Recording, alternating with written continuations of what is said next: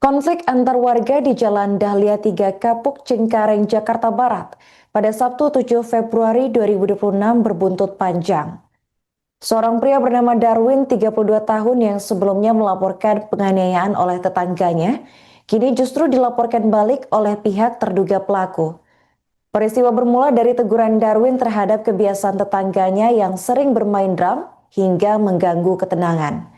Untuk informasi selengkapnya akan dilaporkan oleh jurnalis Tribun Jakarta, yakni rekan Elga Hikari Putra. Baik rekan Elga, apakah benar dari pelaku penganiayaan melaporkan balik korban kepada pihak kepolisian? Ya, Arin dan Tribuners dimanapun Anda berada, kasus penganiayaan yang terjadi di Cengkareng dilakukan oleh tetangganya sendiri memang saat ini tengah menjadi perhatian publik karena kasus ketika korban dianiaya oleh pelaku yang berjumlah 2 orang yang merupakan anak dan ayah viral di media sosial begitu. Dan setelah korban melaporkan kasus ini ke pihak kepolisian, dalam hal ini Polres Metro Jakarta Barat, tak lama setelahnya ternyata pelaku juga melaporkan balik korban ke pihak kepolisian dengan tuduhan ancaman kekerasan yang dilakukan terhadap korban terhadap pelaku, maksud kami. Rekan, bisa dijelaskan apa isi laporan dari pelaku terhadap korban ini? Ya, menurut pihak dari kepolisian sendiri, pihak pelaku melaporkan korban dengan ancaman pasal 448 KUHP, yakni mengenai ancaman kekerasan, di mana kemungkinan besar merujuk pada sikap korban begitu yang sudah berulang kali mendatangi rumah pelaku, menegur pelaku, bahkan sampai mendatangi pihak ketua RT dan juga Satpol PP karena pihak korban berulang kali menyampaikan keberatan begitu dengan perilaku pelaku yang kerap bermain drum di rumahnya sehingga suaranya terdengar sampai ke lingkungan sekitar, di mana dalam kesepakatan yang telah terjadi antara pelaku dan korban, pelaku berjanji akan melakukan atau memasang peredam drum sehingga agar suara drum tersebut tidak terdengar ke lingkungan sekitar. Namun pada kenyataannya suara drum tersebut tetap terdengar ke lingkungan sekitar sehingga akhirnya korban kembali mendatangi rumah pelaku dan terjadilah penganiayaan sebagaimana dalam video yang viral, Arin. Baik, rekan Elga, apakah pihak kepolisian sudah merilis kronologi lengkap kasus penganiayaan yang menimpa korban ini? Bagaimana awal mula pertikaian ini bisa terjadi?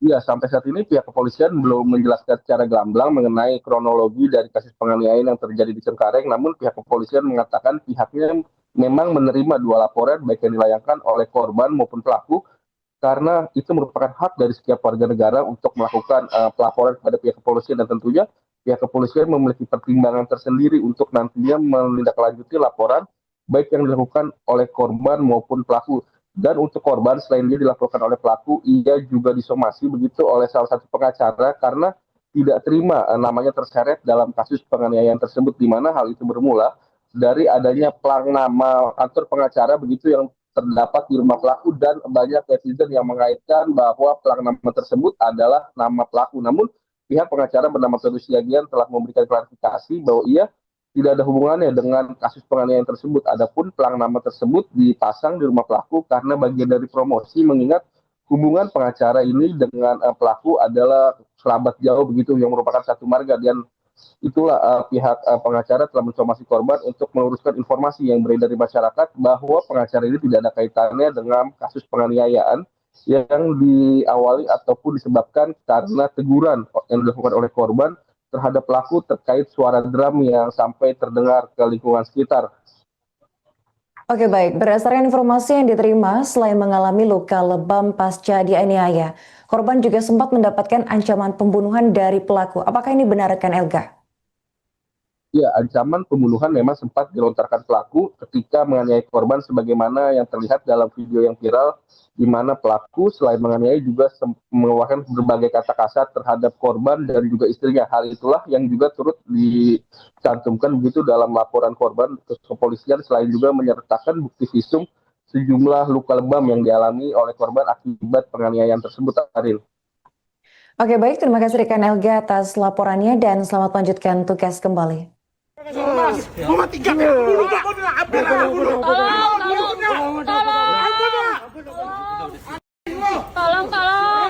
Tolong. tolong. Gue bunuh. Kamu takut. Lo udah gue bilang 2 minggu kan? 2 minggu lo gak kasih laporan.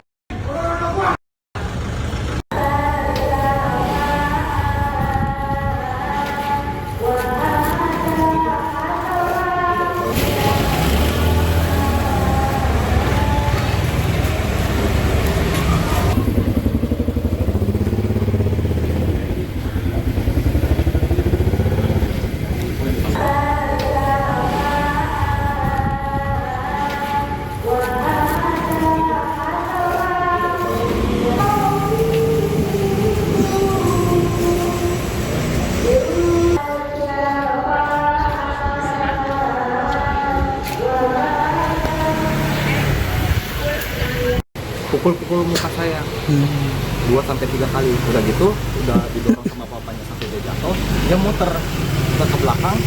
Saya udah begini, tidurnya udah lemas ya, masih dihajar juga, ditendang sama si anak tersebut dari depan. Jadi sampai mental sini, makanya nilai saya masih agak-agak sakit. Seorang warga bernama Darwin, 32 tahun, dan istrinya menjadi korban penganiayaan di Jalan Dahlia 3, Kapuk Cengkareng, Jakarta Barat pada Sabtu 7 Februari 2026. Dan kasus ini kemudian viral di media sosial. Korban mengalami luka lebam setelah berselisih dengan tetangganya terkait suara drum yang dianggap mengganggu. Darwin menjelaskan, masalah bermula sejak Agustus 2025 ketika suara drum dari rumah tetangganya kerap mengganggu ketenangan. Ia sudah berulang kali menegur dengan cara baik-baik, bahkan melibatkan RT dan Satpol PP, namun kebiasaan itu tetap berlanjut. Kondisi tersebut membuat istrinya stres karena sedang menjalani program hamil dan sulit beristirahat. Pelaku sempat berjanji akan memasang peredam suara, tetapi tidak kunjung dilakukan. Meski akhirnya peredam dipasang, suara drum tetap terdengar dan menimbulkan keresahan.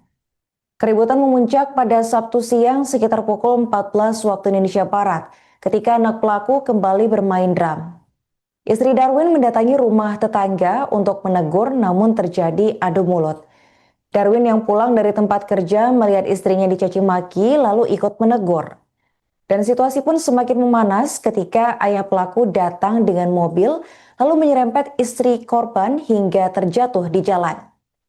Saat Darwin lengah, anak pelaku memiting lehernya hingga tersungkur, dan dalam kondisi terjatuh, ayah pelaku turun dari mobil dan menendang Darwin berkali-kali di pinggang, bokong, serta kepala bagian belakang. Darwin juga mengaku wajahnya ditekan keras hingga nyaris kehilangan kesadaran. Ia menuturkan anak pelaku sempat mengancam akan membunuhnya sambil terus mencekik. Setelah dilerai oleh karyawan di lokasi, anak pelaku malah merekam video sambil melontarkan kata-kata kasar dan merendahkan korban beserta istrinya. Sang ayah bahkan menantang Darwin untuk memanggil polisi. Dan akibat penganiayaan tersebut, Darwin mengalami luka di kepala, wajah, siku, serta lutut akibat benturan dan terseret di aspal.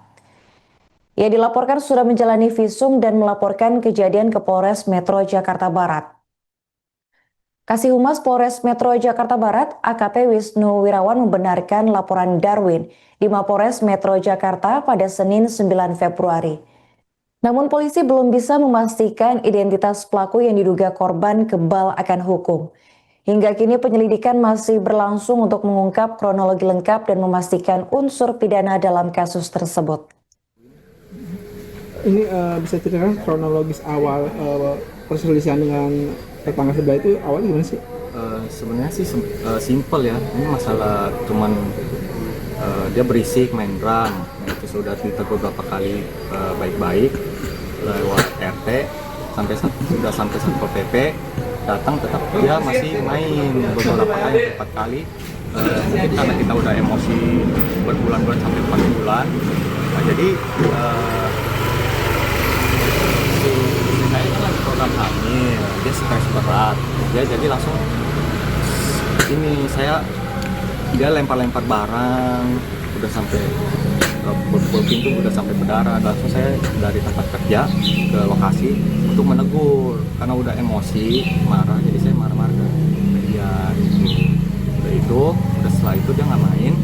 Mungkin sekitar 2 minggu berapa gitu, bapaknya datang ke rumah malam-malam, katanya mau dengerin.